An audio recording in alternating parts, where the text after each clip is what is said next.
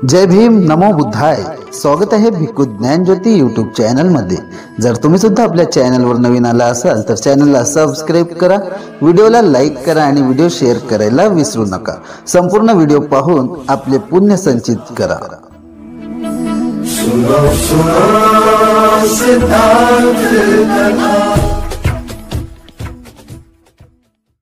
एक सील तीन प्रकारे. भिक्षूंनो, संवरशील, पारिशुद्धीशील आणि पातिमोक्षशील या तीनही प्रक्रियेतनं गेल्यानंतर तेव्हा भिक्षूंची शील विशुद्धी परिपूर्ण होते. भगवंतांचा हा सद्धम्माचा स्कंद, एक शील स्कंद, समाधी स्कंद, प्रज्ञा स्कंद स्वतःमध्ये एवढे परिपूर्ण आणि परिशुद्ध आहेत. त्यामध्ये जोडतोड करण्यासाठी तथागतांनी तुमच्या आमच्यासाठी काय शिल्लक ठेवलेलं नाही. केवल परिपूर्णं, केवल परिशुद्धं ही धम्मस्कंदांमधली परिपूर्णता, परिशुद्धता ती विशुद्धीकडे नेणारा हा सद्धम्म आहे. विशुद्धीची प्रक्रिया हा मार्गच विशुद्धी मार्ग आहे, म्हणून विशुद्धी मग्ग म्हणतात. शुद्धशील, परिशुद्धशील आणि विशुद्धशील. शुद्ध समाधी, परिशुद्ध समाधी आणि विशुद्ध समाधी. शुद्ध प्रज्ञा, परिशुद्ध प्रज्ञा आणि विशुद्ध प्रज्ञा. त्यामुळे ही विशुद्धीची प्रक्रिया. भगवंत म्हणून हे 7 पाडाव सांगायचे विशुद्धीचे. 7 पाडाव क्रमशः हे बोधी ज्ञान धारण करताना सिद्धार्थ गौतमानी बुद्धत्व प्राप्त केलं. तर बुद्धत्व प्राप्त करणं म्हणजे काय साधी सुधी गोष्ट नाही आहे.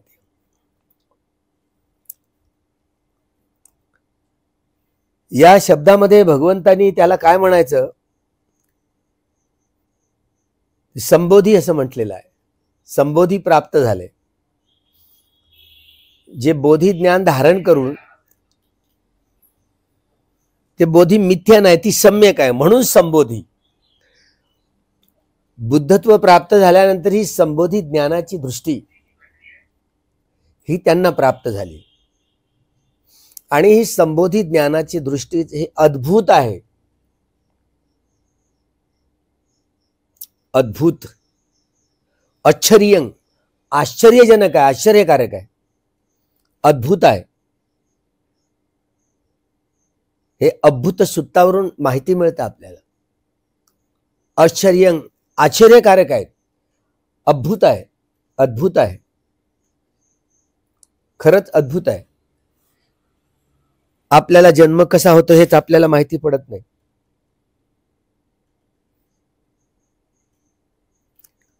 भगवान बुद्धांना ज्या 14 प्रकारे ज्ञानाच्या कसोट्या असतात, संबोधी ज्ञानाच्या हातोट्या असतात बुद्धत्व प्राप्त करणाऱ्या महापुरुषाला, ते 14 प्रकारच्या कसोट्यातनं हा सद्धम्म प्रकाशित करतात, सुवाख्यात करतात, सुस्पष्ट करतात. अख्खातो भगवता धम्मो, ते परिपूर्णतेकडे नेऊन पोहोचवतात.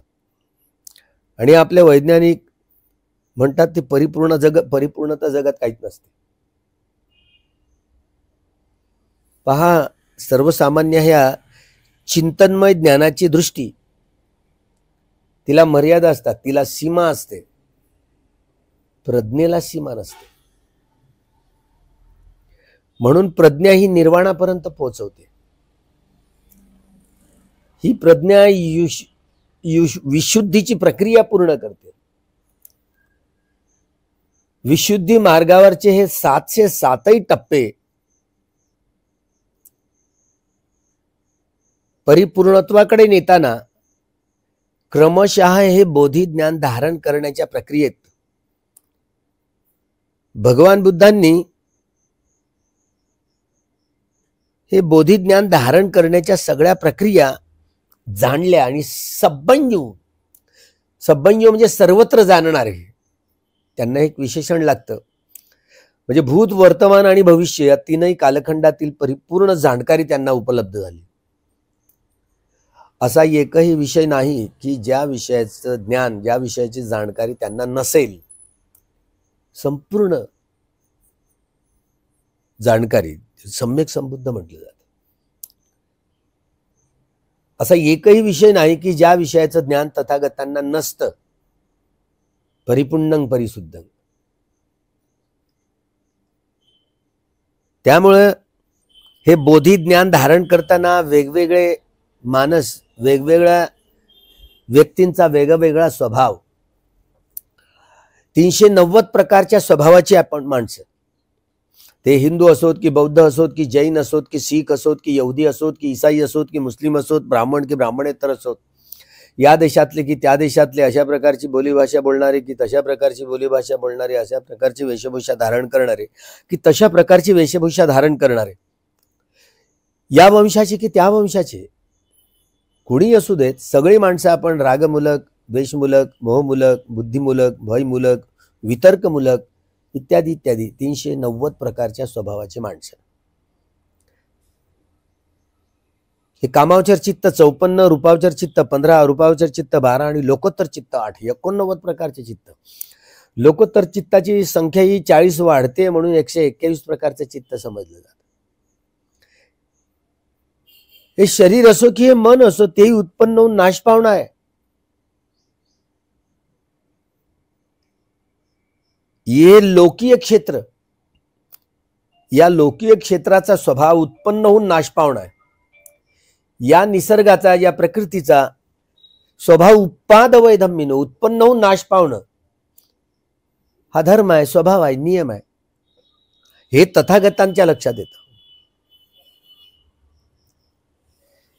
त्यामुळे लोकीय दृष्टी आणि लोकोत्तर दृष्टीमधला फरक आपल्याला समजत नाही, आपल्याला सुस्पष्ट करता येत नाही. या 390 प्रकारच्या स्वभावामध्ये कामावचर भूमी, रूपावचर भूमी, अरूपावचर भूमी मधले हे चित्त आहेत. कामावचर चित्त 54, रूपावचर 15, अरूपावचर 12. हे चित्त लोकीय चित्त आहेत आणि लोकीय चित्ताचा स्वभाव ते उत्पन्न होऊन नाश पावणार आहे.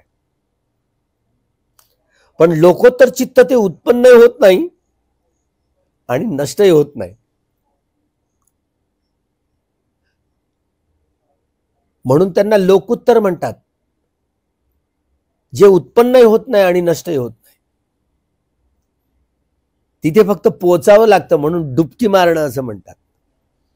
ज्यांना निर्वाणामध्ये डुबकी लागते, आर्य सत्याचा साक्षात्कार होतो. आर्य सत्याचा साक्षात्कार करून या लोकीय आणि लोकोत्तर सत्याची छानबीन करता येते, परख करता येते, ओळख करता येते. आर्य सच्चान दर्शनं. त्यामुळे मनुष्य स्वभाव हे जेवढे आहेत, या मनुष्य स्वभावाला त्याच्या ऐक्य ज्ञानाच्या आधारावर किंवा चिंतनमय ज्ञानाच्या आधारावर त्याला लोकोत्तर ज्ञानापर्यंत पोहोचता येत नाही, कारण ती लोकोत्तर दृष्टीच प्राप्त झालेली नसते. त्यामुळे आपण सगळ्या स्वभावाची ही जी माणसं आहोत, लोक या कामावचर, रूपावचर, अरूपावचर, हे चिंतनमय ज्ञान, या चिंतनमय ज्ञानाला मर्यादा असतात, सीमा असते, म्हणून ती लोकोत्तर ज्ञानापर्यंत पोहोचवत नाही. दुर्लभ बुद्ध उत्पादो इमस्मिन लोकते. या लोकांमध्ये जेव्हा बुद्ध उत्पन्न होतात तेव्हा कुठे ही उपलब्धी होते. लोकोत्तर, लोकीय ज्ञान आणि लोकोत्तर ज्ञान ही फारकत त्यांना समजते. हे कशाच्या आधारावर? संबोधी ज्ञानाच्या आधारावर. महाकारुणिको नाथो हितायं सब्ब पाणिनं पुरेत्वा पारमी सब्बा पत्तो संबोधिं उत्तमं. महाकारुणिक लोकनाथांनी सर्व प्राण्यांच्या हितासुखासाठी आपल्या 10 पारमिता, 10 उपपारमिता आणि 10 परमत्थ पारमिता या 30ही पारमितांचा डोंगर रचवून पत्तो संबोधी उत्तम प्रकारची संबोधी प्राप्त केली. हे संबोधी ज्ञानाची दृष्टी ही लोकी आणि लोकोत्तर ज्ञानाची ठेवण करू शकते.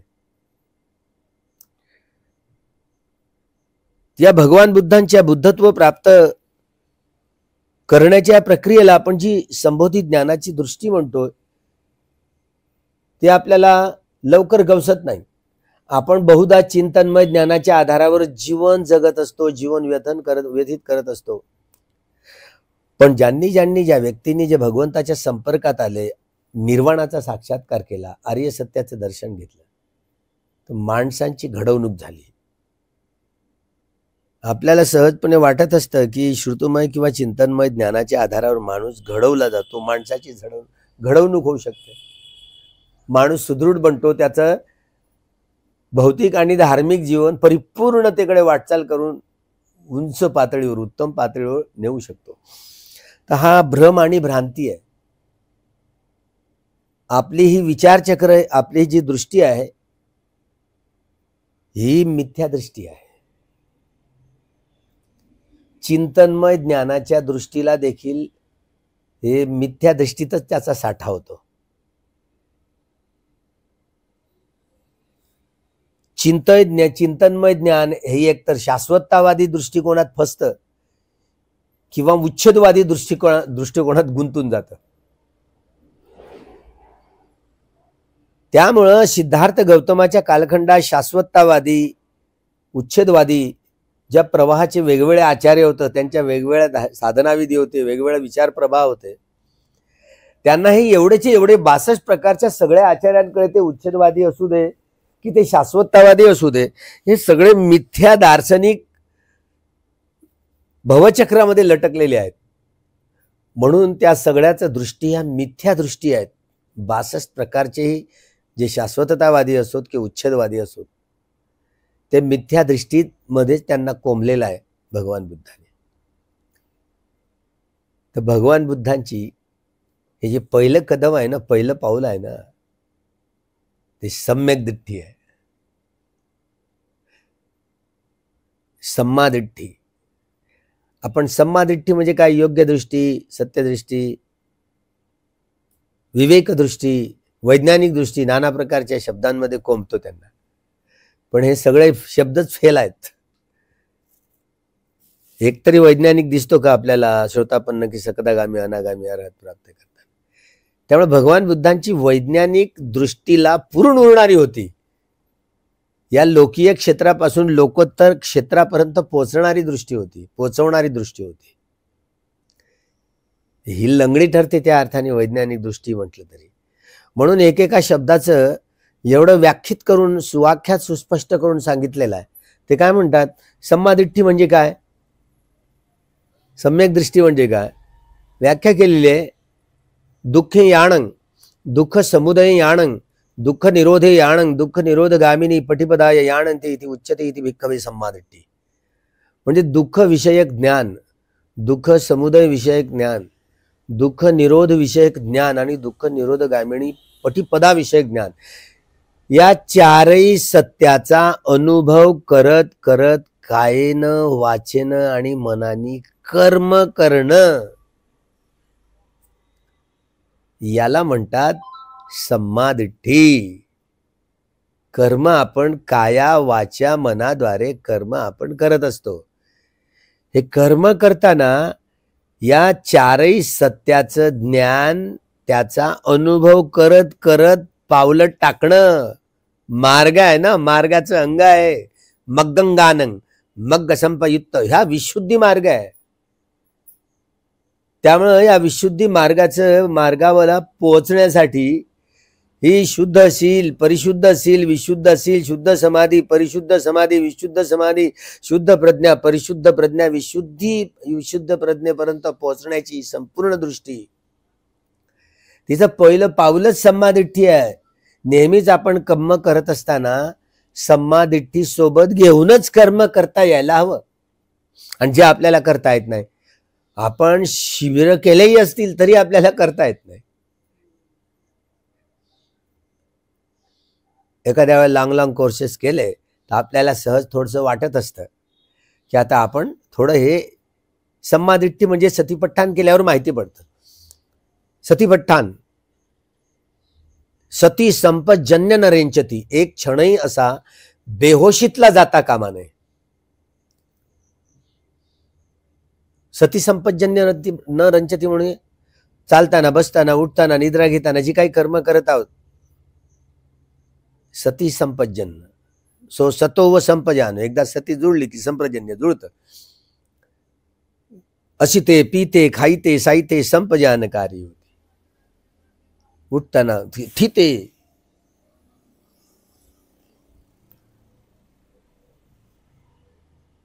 संघाटी पत्त चिवर धारण, भिक्षूंना सांगताना संघाटी पात्र चिवर धारण करताना संपजानकारी, संघाटी पत्त चिवर धारणे संपजानकारी होती. गते, ठिते, सुते, जागरिते संपजानकारी होती. म्हणजे संप्रजन्यामध्ये रमण करणं. संपजन्यामध्ये रमण करणं म्हणजे अनित्य ज्ञान, दुःख ज्ञान, अनंत ज्ञान, प्रज्ञेच्या तीनही लक्षणामध्ये रमण करत करत कर्म करणं, ही सम्मादिट्ठी झाली. म्हणजे दुःख विषयक, दुःख समुदाय विषयक, दुःख निरोध विषयक, दुःख निरोध गामिनी पटिपदा, वेदनेच्या उत्पत्तीपासून कुठलंही कर्म करत असताना वेदना सुटायला नको. वेदनेच्या उत्पत्तीपासून व्ययापर्यंतची परिपूर्ण प्रक्रिया जाणत जाणत कर्म करता आली पाहिजे काय वाचा मनाने. म्हणजे अनित्य ज्ञानाच्या आधारावर अनित्याचा बोध करत कर्म करता येणं, दुःख ज्ञानाच्या आधारावर दुःखाचा बोध करत करत कर्म करता येणं, अनंत ज्ञानाच्या आधारावर अनंताचा बोध करत करत कर्म करता येणं, प्रज्ञेच्या तीनही लक्षणामध्ये रमण करण्याची जी प्रक्रिया, ज्याला प्रज्ञाविहारी म्हणतात, प्रज्ञेमध्ये विहार करणं, हीच तर खरी सम्मादिट्ठी आहे. आपण कसा विचार करतो? आपल्या स्वभावानुसार आपण विचार करतो. आपल्या व्यवहारात, आपल्या आचरणात, आपल्या व्यवहारात आपला स्वभाव प्रकट होतो.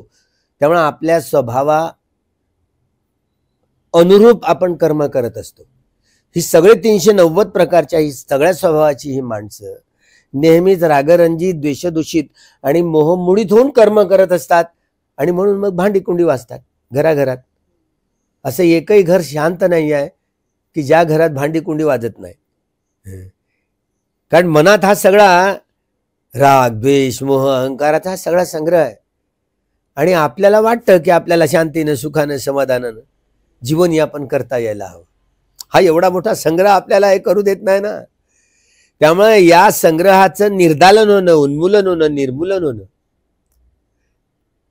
त्यामुळं भगवान बुद्धांनी या लोकीय क्षेत्राचा स्वभाव तर उत्पाद आहे. पण जेव्हा बुद्धत्व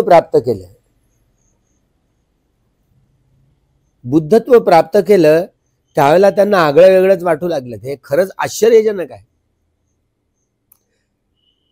विशेष आहे. कधी कधी असं दिसतं आपल्याला, अरे बुद्धाच्या जन्मासकट किती अद्भुत घटना घडतात, आश्चर्यजनक घटना घडतात. त्यांच्या जन्माचीच प्रक्रिया आपण पाहतो ना, की एकेकाळचं हे सुमेध बोधिसत्वाचं जीवन, तापस सुमेध, जे दीपांकर सम्यक संबुद्धांच्या कालखंडात अभिनिहार प्रक्रिया झाली, ते पहिलं बोधिसत्वाचं जीवन. तापस सुमेधापासून तर ते सिद्धार्थ गौतम यांच्यापर्यंत, या महाबोधिसत्वाच्या जीवनापर्यंत 4 असंख्येय 1,00,000 कल्प एवढे जन्म घ्यावे लागले. तेव्हा कुठे 32 लक्षणं आणि 80 अनुव्यंजन, अनुलक्षणं त्यांच्या शरीरावर प्रकट झाली. त्यांच्या जन्माची कथा एकेकाळचे तेच सुमेध बोधिसत्व. आता शेवटचं जीवन, तुषिता देवता लोकांमध्ये ते सत्व असतं, त्यांचं नाव संतुषिता असतं. आणि ते शरीर त्यागत आहेत आता, आणि शरीर त्यागून महामायेच्या स्वप्नात येत आहेत. शरीर त्यागत आहेत, महामायेच्या स्वप्नात येतात पांढऱ्या हत्तीचं रूप घेऊन. माते, मी या पृथ्वी तलावर शेवटचा जन्म घेऊ इच्छितो. तू माझी माता बनण्यास तयार होशील काय? आणि ते सत्व पांढरा हत्ती तो महामायेच्या कुशीत आषाढी पौर्णिमेच्या दिवशी प्रवेश करतो. 10 महिन्याचा गर्भ वाढल्यानंतर 10 महिन्याचा त्यांची आई उभ्यानच प्रसवते ना. साल वृक्षाची फांदी धरून उभ्यानच प्रसवते. त्या अट्टकथांमध्ये आपल्याला विश्वास होत नाही ते झालं असेल की नाही झालं. म्हणजे माझाच विश्वास नव्हता, तुम्हाला काय सांगू आता. ते काय असतं, 6 दिशेनं ते 7 पावलं चालले म्हणतात. कोणत्या कोणत्या दिशेनं? पूर्व दिशा, पश्चिम दिशा, उत्तर दिशा आणि दक्षिण दिशा, वरची दिशा आणि खालची दिशा.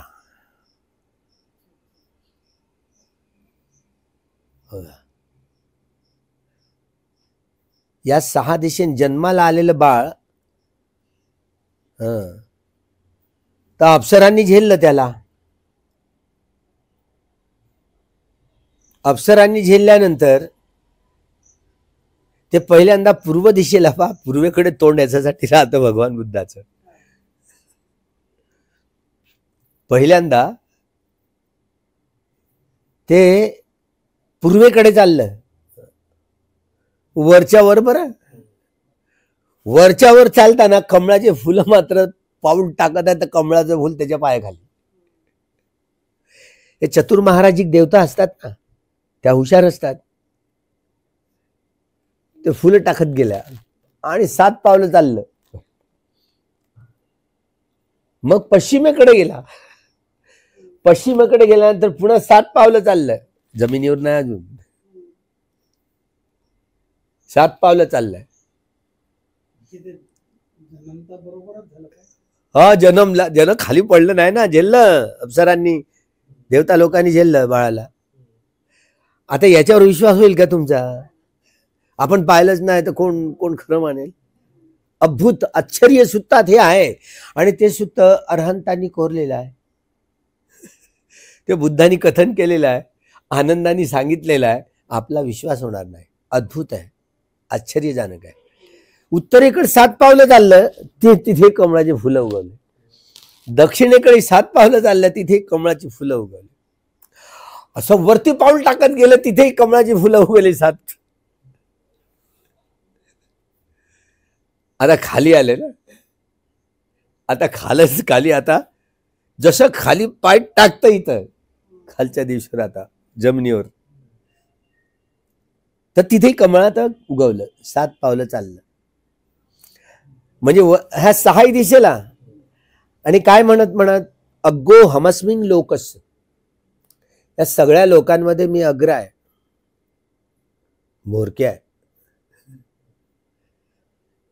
जेठ्ठो हमस्मिन लोकस, या सगळ्या लोकांमध्ये मी पहिला आहे, ज्येष्ठ आहे, पहिला आहे. हे सगळं समजून घेण्यासाठी. सेठ्ठो हमस्मिन लोकस, या सगळ्या लोकांमध्ये मी श्रेष्ठ आहे, माझ्यापेक्षा श्रेष्ठ कोण नाही. हे अहंकाराने सांगत नाही, बोलतो ना तो. अयं अंतिमा जाती, एक बोट तिकडे आकाशाकडे, एक बोट जमिनीकडे. अयं अंतिमा जाती म्हणजे माझा हा अंतिम जन्म आहे. नत्थिदानी पुनर्भवती, 5वी घोषणा, माझा आता पुनर्भव होणार नाही, माझा पुनर्जन्म होणार नाही. या 5 घोषणा. आश्चर्य, अद्भुत. हे वाटतं की ना अद्भुत आपल्याला? याच्यावर विश्वास होईल का? एखादा कोणता तरी सायंटिस्ट तरी विश्वास ठेवेल का? तर माझाच नव्हता तर तुम्हाला काय वाटत? म्हणजे हे अनाकलनीय प्रश्न आहेत, अद्भुत आहेत, ज्यावर आपला विश्वास होऊ शकत नाही. म्हणून बुद्धाला मोजण्याचं प्रमाण नाही, मोजपट्टी नाही, वस्तुमान नाहीये. हे अट्टकथांमध्ये वाचल्यानंतर हे आलं ते खरं असेल का असं वाटायला लागतं. पण ती गोष्ट आहे खरी. खरंच खरी आहे. त्यामुळे एक एक पाडाव आहे ना, भगवान बुद्धांचा ही जी थिअरी बोधी ज्ञानाची, संबोधी ज्ञानाची थिअरी, 4 सतीपठ्ठान, कायनुपස්සना, वेदनानुपස්සना, चित्तानुपස්සना, धम्मानुपස්සना, 4 प्रधान, 4 सम्यक प्रधान, संवर प्रधान, प्रहान प्रधान, भावना प्रधान, अनुरक्षणा प्रधान, 4 इद्धिपाद, छंद इद्धिपाद, वीर्य इद्धिपाद, चित्त इद्धिपाद, विमंसा इद्धिपाद, 5 बल, श्रद्धा बल, वीर्य बल, सती बल, प्रज्ञा बल, समाधी बल, 5 इंद्रिया, श्रद्धा इंद्रिया, वीर्य इंद्रिया, श्रद्धा बल, सती इंद्रिया, वीर्य इंद्रिया, प्रज्ञा इंद्रिया, समाधी इंद्रिया, 12 आणि 5 17, 7 भोजंग, सती संभोजंग, धम्मविचय भोजंग, वीर्य भोजंग, प्रीती भोजंग, पश्चत्ती भोजंग, समाधी भोजंग, उपेक्षा भोजंग, 7 बोधीचे अंग. किंवा अरियोठ्ठंगिको मग्गो, समाधिट्ठी, सम्मा संकल्प, सम्मा वाचा, सम्मा कमंतो, सम्मा आजीव, सम्मा वयम, सम्मा सती, सम्मा समाधी. हे एकूण 37 अंग आहे. म्हणून भगवंताच्या या सैद्धांतिक पक्षाला 37 बोधी पक्के धम्म असं म्हटलं जातं. ही झाली थिअरी. क्रमशः हे बोधी ज्ञान क्रमशः धारण करून आर्य सत्याचा साक्षात्कार केला जातो. तो अनित्य ज्ञानाच्या आधारावर अनित्याचा बोध करून आर्य सत्याचा साक्षात्कार केला जातो. दुःख ज्ञानाच्या आधारावर दुःखाचा बोध करून आर्य सत्याचा साक्षात्कार केला जातो. अनंत ज्ञानाच्या आधारावर अनंताचा बोध करून आर्य सत्याचा साक्षात्कार केला. क्रमशः म्हणजे कोणाचं मन, भगवान बुद्ध जे अरहंत भिक्षू, त्यांच्या पुढे जे ज्या स्वभावाचे व्यक्ती आहेत त्यांना तसे आनापानसती किंवा शमत भावनेचे कम्मठ्ठान त्यांना प्रदान करत, खनिक समाधीपासून उपचार समाधी, उपचारपासून अर्पणा समाधीपर्यंत पुष्ट करण्यासाठी त्यांना त्यांचा कडून अभ्यास करून घेत, अनित्य लक्षण, दुःख लक्षण आणि अनंत लक्षण हे समुच्छेद, ज्याला प्रहाण असं म्हटलं जातं, ही सगळी प्रक्रिया पूर्ण करून विपश्यना ज्ञानातले हे 10चे 10 टप्पे समजावून सांगत, मार्गाचे हे ज्ञानातले टप्पे ते समजावून सांगत. त्यामुळं या 7ही पाडावामध्ये, ज्याला विशुद्धी मार्गामध्ये पहिला पाडाव हा शील विशुद्धीचा आहे. बघा, ज्यांनी आर्य सत्याचा साक्षात्कार केलेला आहे त्याची परिपूर्ण शील विशुद्धी झाली. जसे प्राणातिपाता विरमणे सिक्कापद, प्राणहत्या करण्यापासून आपण विरत राहायचं. आपण हत्या करायची नाही, दुसऱ्याला हत्या करण्याची प्रेरणा द्यायची नाही, किंवा एखाद्याने केली तरी समर्थन वा अनुमोदन करायचं नाही. एक एक शील 3 प्रकारे पुष्ट, म्हणजे शीले पतित ठाय नरो चित्तंग पंजनचे भाव. आता हे त्रिविध शील जेव्हा पुष्ट होते तेव्हा ही विशुद्धी परिपूर्ण होते.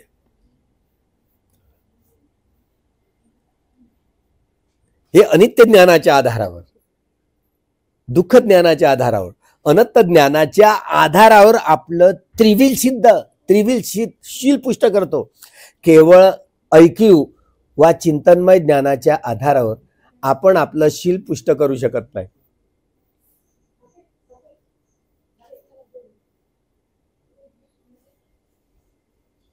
आपलं शील पुष्ट करण्यासाठी,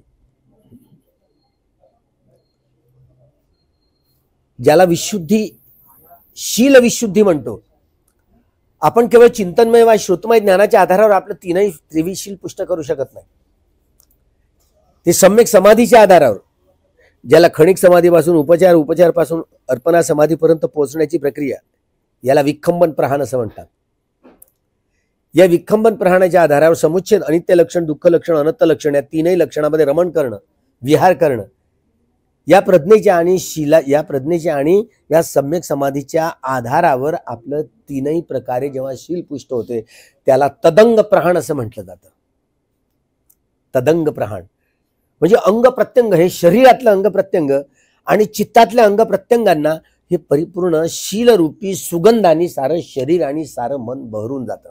जशी फुलबाग फुलते आणि फळते तशी शीलरूपी सुगंधानं हे शरीर आणि हे मन परिपूर्ण बहरून जाणं, याला म्हणतात तदंग प्रहाण.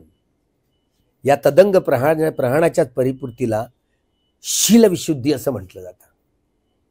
हा पहिला पाडा. शील समाधीसाठी, समाधी प्रज्ञेसाठी, प्रज्ञा मुक्तीकडे नेणारी असते. दुसरा पाडाव चित्त विशुद्धी. हे चित्त परिपूर्ण शुद्ध झालं पाहिजे त्रिविध प्रकारे. खणिक समाधीपासून उपचार आणि उपचारपासून अर्पणा समाधी, हे अर्पणा समाधीवर पोहोचणं म्हणजे खंबा गाडलेला, आता अजिबात हालणार नाही, डुलणार नाही. एका चित्त क्षणासाठी एखादी वेदना उत्पन्न झाली, त्या वेदनेच्या उत्पत्तीचा क्षण, वेदना जोपर्यंत राहते तो स्थितीचा क्षण आणि भंगत्वाचा क्षण, या तीनही वेदनेच्या क्षणामुळे एक चित्त क्षण तयार होतो. एका चित्ता क्षणासाठी चित्त समाहित झाले, एकाग्र झाले, याला क्षणिक समाधी म्हणतात. 10 मिनिटं, 15 मिनिटं, 1 तास, 2 तास, 5 तास, याला उपचार समाधी म्हणतात. आणि जेव्हा चित्त भटकतच नाही अजिबात, जसा खंबा गाडलेला आहे, याला अर्पणा समाधी म्हणतात. या त्रिविध समाधी पुष्ट होण्याला याला विखंबन प्रहाण असं म्हटलं जातं. जे शील विशुद्धीच्या आधारावर आणि दिठ्ठी समुच्छेद प्रहाणाच्या आधारावर, नित्य दुःख अनंत लक्षणाच्या आधारावर ही त्रिविध समाधी जेव्हा पुष्ट होते, याला विखंबन प्रहाण असं म्हटलं जातं. अर्पणा समाधी पुष्ट होणं. आता चित्त अजिबात भटकणार नाही. या विखंबन प्रहाणाच्या परिपूर्णतेला चित्त विशुद्धी हा मार्गाचा टप्पा म्हटला जातो. हा पाडा पूर्ण होतो. आणि या तदंग प्रहाणाच्या, या विखंबन प्रहाणाच्या आधारावर शील विशुद्धी आणि चित्त विशुद्धीच्या आधारावर समुच्छेद प्रहाणाची ही परिपूर्णता गाठली जाते. म्हणजे अनित्य लक्षण, दुःख लक्षण आणि अनंत लक्षण या तीनही लक्षणामध्ये रमण करणं, प्रज्ञा विहारी बनणं आणि कामभूमी, रूपभूमी, अरूपभूमीतल्या सगळ्याच भवसंस्कारांचा एकदम नायनाट करणारी ही प्रहाणकारी प्रज्ञा, अनित्य लक्षण, दुःख लक्षण, अनंत लक्षण या तीनही लक्षणामध्ये रमण करणारी ही प्रज्ञा ही परिपूर्णतेत जाते. यालाच म्हणतात समुच्छेद प्रहाण. या तदंग आणि विखंबन प्रहाणाच्या आधारावर समुच्छेद प्रहाणाची ही परिपूर्णता गाठली जाते. यालाच दिठ्ठी विशुद्धी असं म्हटलं जातं. शब्द समजत आहेत का? दिठ्ठी विशुद्धी. आणि या दिठ्ठी विशुद्धीच्या आधारावर चौथा पाडाव सगळ्या प्रकारच्या भ्रम, भ्रांती, शंका, कुशंका दूर होतात. शक्का, दिठ्ठी, विचिकित्सा, सिल्वर परामर्श ही सगळी मारबंधनं दूर होतात, नष्ट होतात. आणि सगळ्या प्रकारच्या भ्रम, भ्रांती, चिकित्सा, विचिकित्सा सगळ्या दूर होतात. यालाच या चौथ्या टप्प्याला कांक्षा वितरण ज्ञान विशुद्धी असं म्हटलं जातं. सगळ्या कमजोऱ्या, सगळ्या खामिया हे सगळ्या दूर होऊन जातात. कांक्षा वितरण ज्ञान विशुद्धी. पाचवा टप्पा आहे मार्ग अमार्ग ज्ञान विशुद्धी. हा मार्ग आहे, हा अमार्ग आहे, हे डिफाईन करता येतं. मग्गं गानं मग्ग संपयुक्त कानं चंग धम्मानं तंग समुत्थानानं च रूपानं मग्ग पच्चयेन पच्चयो. मार्गाचं एक एक अंग योग्यपणे सम्यक ज्ञानाच्या आधारावर टाकता आलं पाहिजे. एक एक अंग योग्यपणे टाकता आलं पाहिजे. मार्ग हा मार्ग. मार्ग कोणता? जेव्हा हे शरीराची यात्रा करतोय, डोक्याच्या टाळूपासून पायाच्या तळव्यांपर्यंत, बोटांपासून ते डोक्याच्या टाळूपर्यंत संबंध, ही यात्रा करत असताना काय होतं?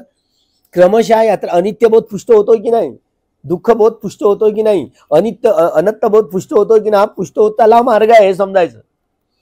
आणि भोगता भाव असला, समता भाव नसला, हा अमार्ग समजायचा. मार्ग अमार्ग ज्ञान विशुद्धी हा पाचवा पाडा पूर्ण होतो. नंतर हे क्रमशः बोधी ज्ञान धारण करण्याची प्रक्रिया असते. या प्रज्ञेमध्ये रमण करत असताना जेव्हा हे सम्मर्शन ज्ञान, विपश्यना ज्ञानाचे 10 टप्पे असतात. सम्मर्शन ज्ञान, उदयवेद ज्ञान, भंग ज्ञान, भय ज्ञान, आदिनव ज्ञान, निबिदा ज्ञान, मुंचित काम्यता ज्ञान, पटिसंघा ज्ञान, संखारोपेखा ज्ञान, उपेक्षा ज्ञान, या संखारोपेखा ज्ञान आणि अनुलोम ज्ञान, हे 10 प्रकारचे ज्ञानाचे टप्पे असतात. यातनं जावं लागतं मार्गाचे एक एक एक एक एक अनुभव करत करत. याला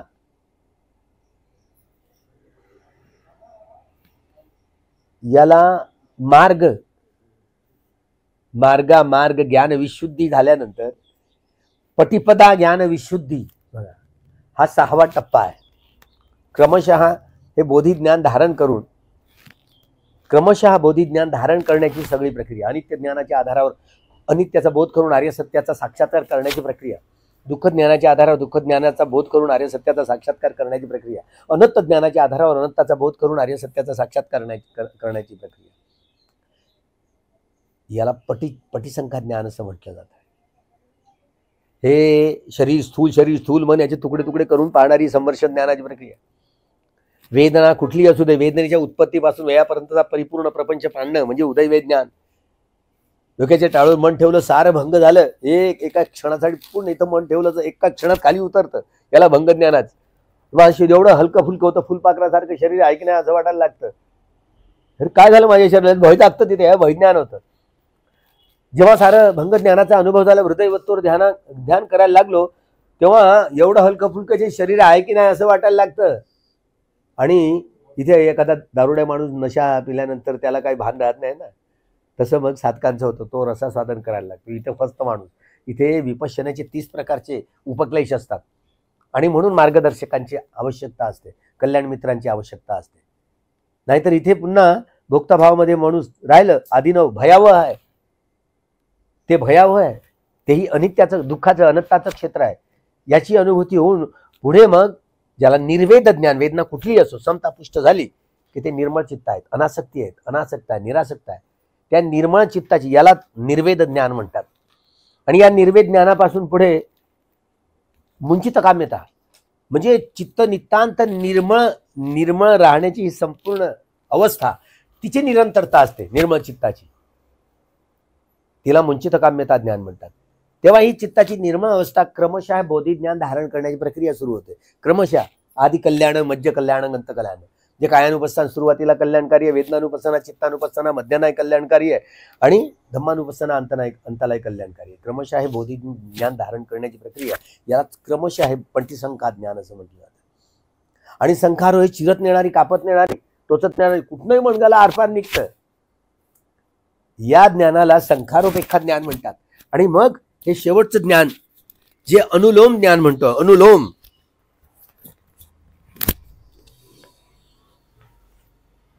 अनुलोम ज्ञान, वैधम्मा संखारा, खैधम्मा संखारा. उदय माहिती नाही पडत, वय फक्त माहिती पडतो, वय माहिती पडतो.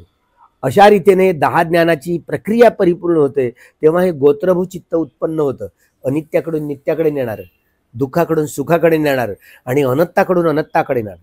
यथाभूत ज्ञान दर्शन विशुद्धी, हा 7वा टप्पा परिपूर्ण होतो. आणि अशा रीतीने लोकोत्तर प्रज्ञा सुरू होते, नित्यबोधाची, सुखबोधाची आणि अनात्मबोधाची. तेव्हा हे लोकीय शरीर आणि लोकीय मन बंद पडतं आणि निर्वाणाचा साक्षात्कार होतो, जे उत्पन्नही होत आणि नष्टही होत नाही. अनुक्रमे पहिल्यांदा हे लोकीय शरीर आणि लोकीय मन बंद पडलं, लोकोत्तर ज्ञानाचा अनुभव झाला, निर्वाण धातूचं रसासाधन सुरू झालं की पहिल्यांदा डुबकी लागली तिला श्रोतापन्न म्हणतात, दुसऱ्यांदाही डुबकी लागली त्याला सकदागामी म्हणतात, तिसऱ्यांदा डुबकी लागली त्याला अनागामी म्हणतात, चौथ्यांदा डुबकी लागली त्याला अरहंत म्हणतात. अशा रीतीनं लोकीय ज्ञानापासून तर लोकोत्तर ज्ञानापर्यंतचे हे विशुद्धी मार्गातले 7ही टप्पे पार करावे लागतात. तेव्हा निर्वाणाचा साक्षात्कार होतो. भगवान बुद्धांचं धम्माचं हे बोधिज्ञानाचं हे असं रहस्य तथागतांनी हे समजावून सांगितलेलं आहे. हे रहस्य म्हणून ज्यांनी सगळ्यांनी केले की नाही विपश्यनाचे शिबिर, कोण नाही केले? सगळ्यांचे झाले बहुधा, नाही झाले? तुम्हाला काय समजलं का याच्यातलं मी सांगितलं ते? की गेले 10 नंबरच्या पुलात ना सगळं बाहेर पाणी वाहून गेल्या. हे शब्दही कठीण आहेत, आहे ना? विपश्यना केल्याशिवाय समजेल का? नाही समज. तुला समजले का? तेव्हा समजले, असंच काम असतं.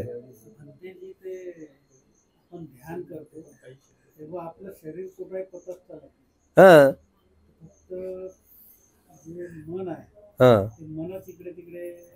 फिरतं, प्रवास सुरू होतो ना, इकडून तिकडे फिरत राहतं. आता मग तर याला भंगाचा अनुभव म्हणतात, भंग ज्ञानाचा. अशा वेळेला हृदय तुमचं लांकोर झाले का? 45? बरं, 20 दिवसाचा झाला? तुम्ही 20 दिवसाला नंबर लावा अगोदर. बोधी ते 37 बोधी अख्खे पक्के समजून सांगतात. लॉंग कोर्सला जावा. सतीपट्टण झालं फक्त. सतीपट्टण झालं ना. हां, सतीपट्टण 20 दिवसाच्या शिबिराला नंबर लावा. हां, 10 दिवसाचा कोर्स सतीपट्टण नाही, नंबर लावून टाकायचा 20 दिवसाच्या आतापासून. आदिवासी नाही राहायचं.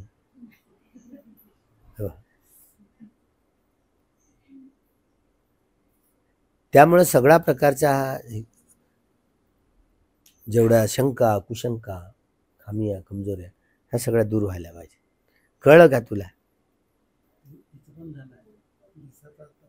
हो का लिसा, तुझं शिबिर झालंय?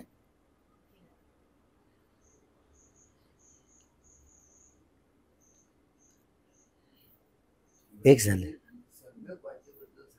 हा,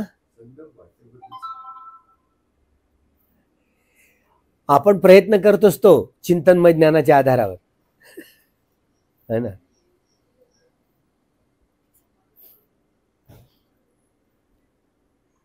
हे जे खोटं बोलणं, वाईट बोलणं, दुसऱ्याची निंदा, चुगली चहाडी करणं,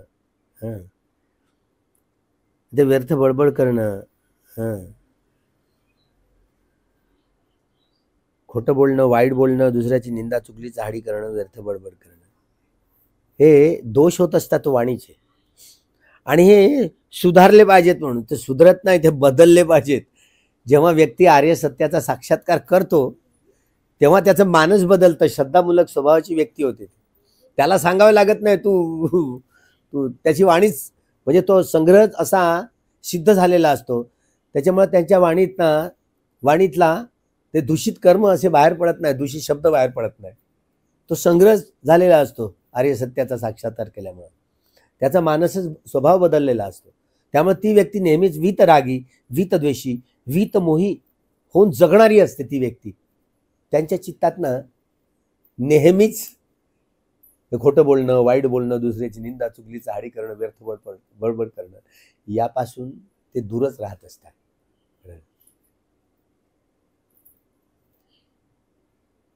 म्हणजे त्यांना सांगावं लागत नसतं. आणि आम्ही पृथक्जनाचं काय खरं नाही, म्हणजे जशी वेळ आली तसं भागवून घेतो असं होतं. चिंतनमय ज्ञान तसंच राहत होतं.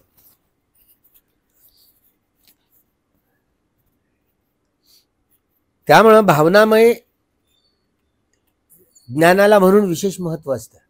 भावित होतं, जे अनुभूतीवर उतरतं, जे अनित्य लक्षणाच्या, दुःख लक्षणाच्या आणि अनंत लक्षणाच्या आधारावर या सगळ्या शरीर आणि हे मन याचं ऑपरेशन करून करून जेव्हा आर्य सत्याचा साक्षात्कार केला जातो या 10 ज्ञानाच्या टप्प्यातनं गुजरून, तेव्हा माणसाच्या मनाचा स्वभावच बदलते. ती व्यक्ती श्रोतापन्न, सकदागामी, अनागामी, अनती श्रद्धामूलक स्वभावाची व्यक्ती बनते. त्यामुळे त्या व्यक्तीचा मुळात स्वभाव बदलतो.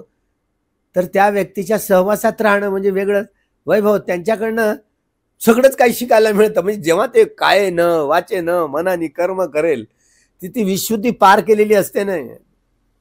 विशुद्धी मार्गाचे टप्पे ओलांडले असतात. तर ती व्यक्ती निसर्गाशी कशी एकरूप होण्याचा प्रयत्न करते. आपण शिकाऊ उमेदवार अप्रेंटिसशिप करत आहोत आपण, म्हणजे ते आपलं बोधी ज्ञान धारण करताना चिंतनमय ज्ञान हाच आधार असतो आपला. पालन करण्याचा प्रयत्न करू बाबा. हे चांगलं आहे, हे वाईट आहे, तर हे समजण्याची ही चिंतनमय ज्ञानाच्या आधारावरचीच कसोटी असते आपली. पण ज्यांनी आर्य सत्याचा साक्षात्कार केलेला आहे त्यांना हे अगदी सहजपणे शीलाचं पालन करता येतं. त्यांना अगदी सहजपणे समाधीचा अभ्यास करता येतो. अगदी सहजपणे प्रज्ञा धारण करता येते. आपल्याला ती सहजपणे करता येत नाही ना. ती सहजपणे शील पालन करण्याची प्रेरणा, सहजपणे समाधीचा अभ्यास करण्याची प्रेरणा, सहजपणे प्रज्ञा धारण करून विमुक्तीकडे जाण्याची प्रेरणा त्यांनी सिद्धता केलेली असते. त्याच्यामुळे त्यांच्या आचरणात नेहमी उतरते ती. आपण प्रयत्न करत असतो, त्यामुळे आपल्याला पृथक्जन असं म्हटलं जातं. अभ्यास करत आहोत पण धम्मात प्रतिष्ठित झालेलो नाही. धम्मात प्रतिष्ठित होणं म्हणजे त्रिविध शील पुष्ट करणं, त्रिविध समाधी पुष्ट करणं, त्रिविध प्रज्ञा पुष्ट करणं. म्हणून त्यांचा स्वभाव बदलत असतो. तर हा मूलभूत फरक असतो.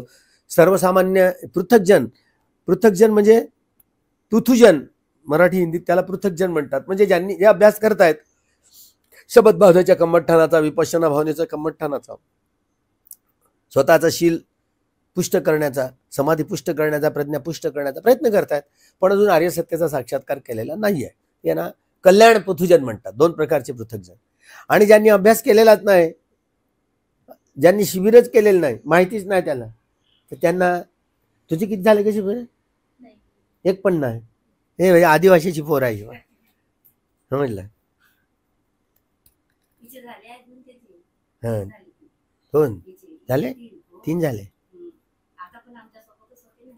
सती पठाण पण झाले नाही, हिला 3 झाले ना. सती पठाणला पाठवायचं आता, हिला सेवा देण्याची गरज नाही. आता एवढ्यात असेल ना कुठे, काय गरज नाही. मला नाव सांग एखादा. आमच्याकडे मला वाटते शिलानंद भंतेकडे सती पठाण आहे. शिवण पाहिली नाही, आंबळ्याला बालाघाट सती पठाण मला वाटतं आहे जुलै. आमच्याकडे आता माहिती नाही, आता समजा येईल तर आताच मी विचार करणार. बरं आता फोनवरूनच बोलू. सती पठाण होऊ शकते का?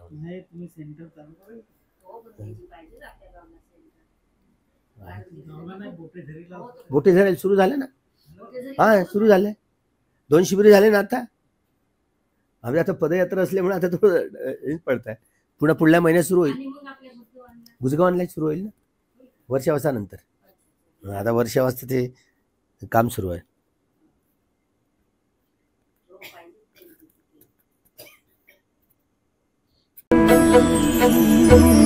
असेच नवनवीन व्हिडिओसह भेटू पुढील व्हिडिओमध्ये. तोपर्यंत जय भीम, नमो बुद्धाय. सुनो सुनो सिद्धांत कथा.